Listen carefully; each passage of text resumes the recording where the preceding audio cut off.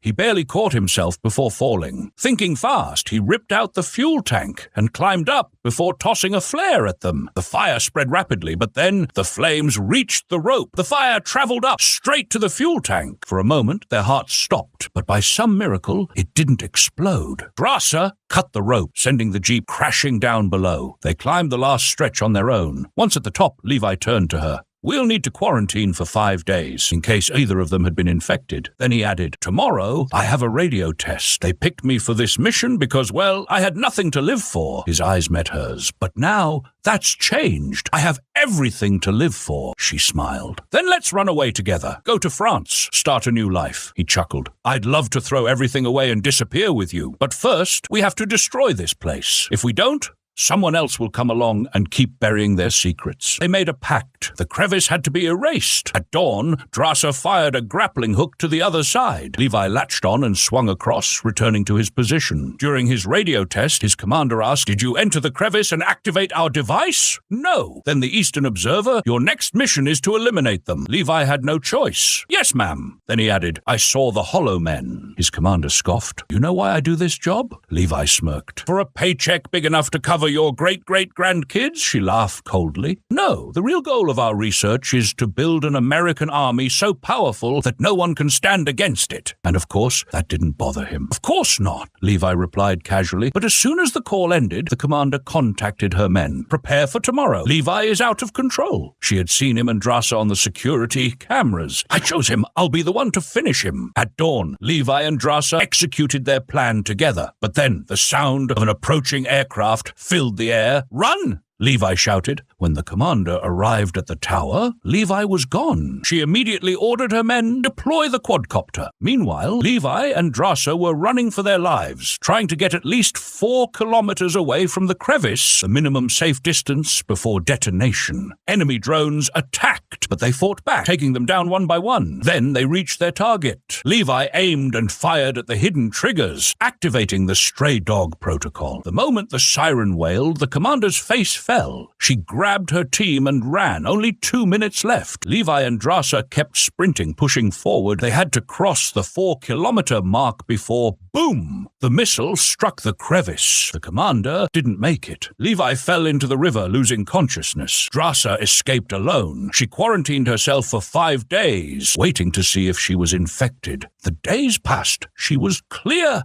And then, France. She opened the letter Levi had given her before the mission. If I don't make it back, open this. Inside a poem he had written for her. Tears welled in her eyes. And then we see her working in a small restaurant. She turns and there he is. Levi stands before her, holds up a piece of paper. I want rabbit pie. She runs to him, throws her arms around him, and the film ends.